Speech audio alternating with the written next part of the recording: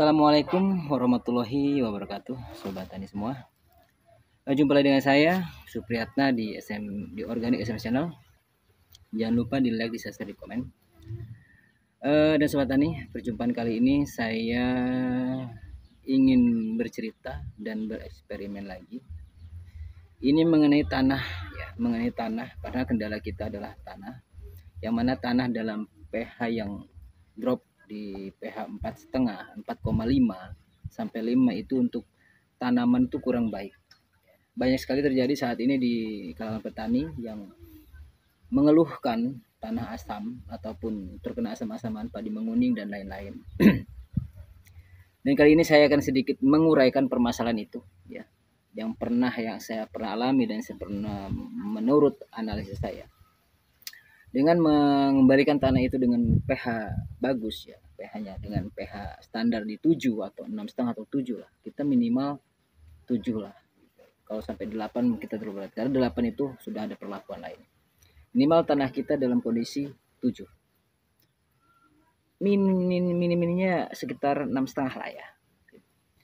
Jadi untuk mencapai pH yang diinginkan, ada salah satu metode ataupun cara, sobat tani semua. Apakah harus menggunakan alat ukur ataukah harus menggunakan bahan-bahan yang banyak atau butuh apa saja?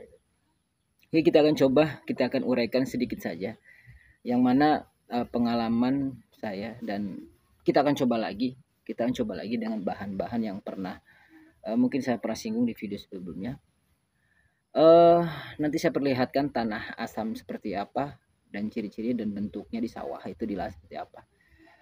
Dan kali ini saya akan menggunakan bahan-bahan yang memang menghomogenkan antar beberapa unsur hara yang saya akan kupasnya unsur hara dulu yang terpenuhi untuk kebutuhan tanah sehingga pH itu naik ataupun harus bertahan. Oke, kita lihat bagaimana caranya dan bahannya apa saja. Saya akan uraikan satu persatu. Mari kita lihat. Sobat tani semua, ini contoh tanah asamnya seperti ini. Cenderung pertumbuhannya tidak stabil. Cenderung dipupuk itu bukan hidup tetapi malah mati. Di setiap areal pesawahan itu pasti ada tanah yang masuk dibilang asaman atau asam. Memang pH-nya sudah dipastikan drop lah.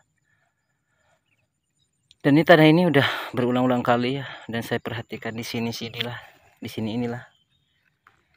Nah, seperti ini. Cenderung justru kuning, stuck dia, pertumbuhannya tidak signifikan.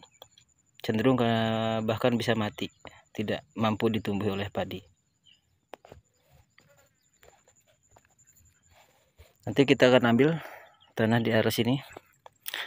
Yang saya perhatikan yang ini ya. Kita akan ambil lahan ini, tanah asam. Kita akan uji coba nanti untuk memulihkan tanah asam itu seperti apa. Oke, lanjut, kita ambil tanahnya. Baunya pun beda ya kawan-kawan. Kita akan ambil ya untuk uji coba 50% tanah ya, dan kita akan uji coba nanti kita kasih beberapa bahan sehingga nanti kita tes lagi tanah ini bisa pulih kembali atau tidak ditanami padi. Kita akan ambil kurang lebih 5 kiloan lah ya, kita 5 kiloan.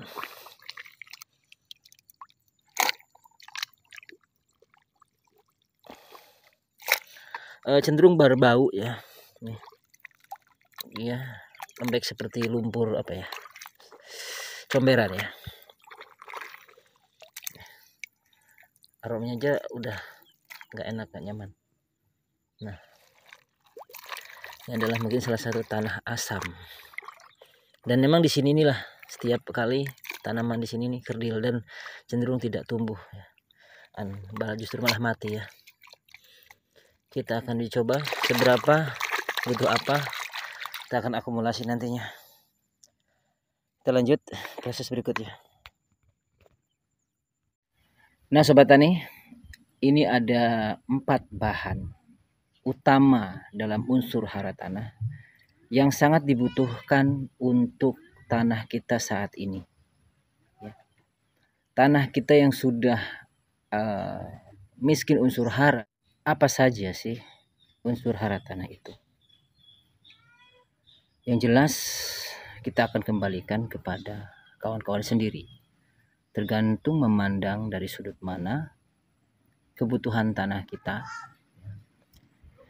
Dan saya yakin semua tanah memerlukannya. Namanya organik ya, namanya karbon, namanya unsur-unsur mineral dan lain-lain. Setidaknya tanah kita komposisinya harus memenuhi syarat untuk tanaman kita. Oke, karena judulnya kali ini adalah memulihkan pH tanah kepada seharusnya, yaitu menaikkan tanah ke pH yang normal. Itu caranya seperti apa dan bagaimana? Dan kita akan testimoni, kita akan buat beberapa testimoni yang mungkin akan mudah didapatkan juga ada bahan-bahannya. Yang akan saya sebutkan adalah pertama, ini saya akan buat perbandingannya tanah, ini tanah asam ya yang kita ambil tadi. Dan ini adalah char atau biochar ataupun sekam ya. Boleh sekam apa saja, bahannya apa saja, yang penting bentuknya char. Char ini adalah dari sekam ya, sekam padi. Lalu ini adalah karbon juga ya, tapi ini berbentuk kompos ataupun lapukan dari jerami ataupun sekam. Ini salah satu pengganti di lahan kita kan adanya jerami ya. Jerami kita tidak perlu bakar sehingga kita dapat jeraminya ya. Dan ini adalah kohe yang sudah kita fermentasi. Ini bahan kita akan aduk ya. Kita akan aduk dan kita akan homogenkan di wadah. Kita akan siapkan baknya untuk mengaduk bahan ini dan kita akan tanami seperti apa. Mungkin kawan-kawan tahu tanah asam itu tidak bisa ditanami ya, tidak, perkembangan tidak akan bagus. Tetapi dengan bahan ini kita akan coba dengan tanah seasam yang sama kawan-kawan lihat di lahan tadi yang biasa sudah saya pantau, di lahan itu tidak pernah bagus dan cenderung tanamannya mati dan kerdil. Kita akan bawa ke rumah, kan kita akan tes mampu tidak dengan 3 bahan ini. Dan ada satu bahan yang mungkin nanti saya akan sampaikan ya, ada tambahan satu bahan nanti saya akan sebutkan juga, yaitu jadam sulfur ataupun yang mungkin yang saya percaya itu bisa menaikkan pH. Karena ada di situ ada silika, di situ ada mineral, di situ ada sulfur, di situ ada unsur yang lainnya. Tambahannya mungkin itu saja, dan kita tidak akan pupuk ataupun kita akan tambah nutrisi selain organik ya. Kita akan masukkan bahan-bahan ini, keempat bahan ini ya, ke bak tersebut. Oke, kita lanjut. Dan sobat tani, saatnya kita akan mencampur beberapa bahan ini ya. Yang pertama kita siapkan dulu bak penampungan ya, yang untuk memang bak ini sebagai wadah kita menguji coba. Kita masukkan dulu tanah yang sudah siapkan tadi ya, kurang lebih di angka 5 kilo ya. Lalu kita akan aduk ketiga bahan, kita aduk supaya homogen ya, supaya tercampur rata.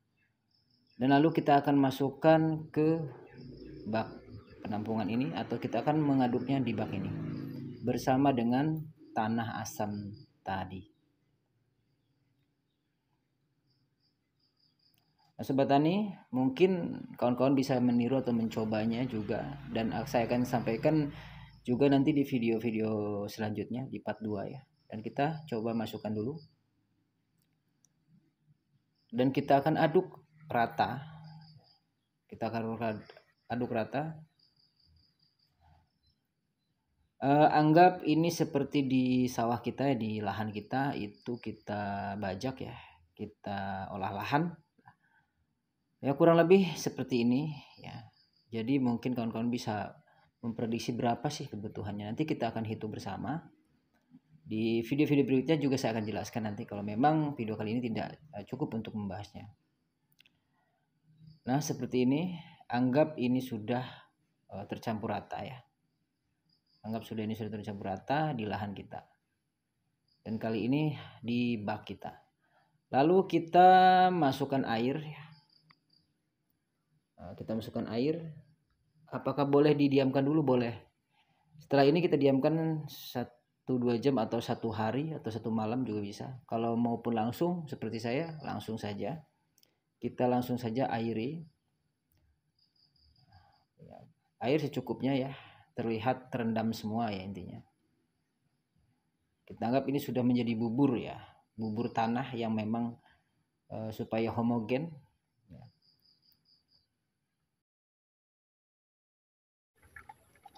Nah bentuknya seperti ini kawan-kawan, dan kita akan tambahkan racikan yang kita bikin sedikit saja.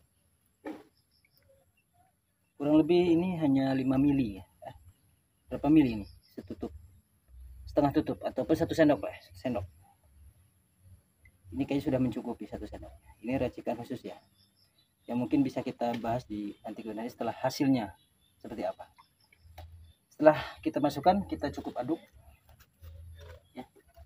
Kita aduk air yang pekat ini ya, air yang bercampur lumpur, air yang sudah menjadi lumpur ini bahan yang tadi kita masukkan. Ini ada ya, di atas ini adalah sekam yang mungkin belum bisa tenggelam. Nanti kita diamkan 2 hari ya, atau 1 hari, 1-2 hari ya, kita diamkan, ataupun 3 hari. Nanti setelah ini mengendap, baru kita tanami padi yang mau kita sebagai percobaan. Tanah ini mampu atau tidak untuk tanaman itu bagus ya. Kalau memang bagus, insya Allah dengan komposisi ini tanah kita semuanya bisa bagus. Tinggal kita kalikan dan kita perbandingkan saja berapa kebutuhan tanam kita. Nah kita dalam luasan yang mungkin 1000 sampai 10.000 meter persegi. Nanti kita akan uji terus dengan bahan-bahan ini yang mudah didapatkan. Insya Allah pH-nya akan naik. Walaupun sekarang saya tidak tes pH-nya karena saya tidak punya alat tes pH. Ini saya pernah tes ya, waktu alat pH saya masih bagus.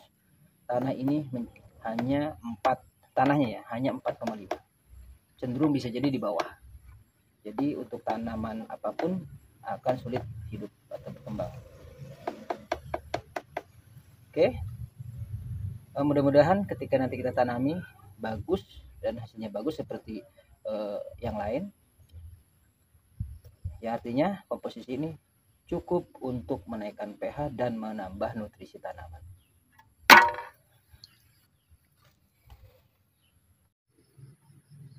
Baiklah, itu tadi Sobat Tani cara dan metode ataupun cara menaikkan tanah kita pH-nya ya, dengan tidak bahan dan beberapa racikan yang nanti mungkin kita akan kupas lebih detail ya. Kita kupas lebih lanjut ya di part 2-nya.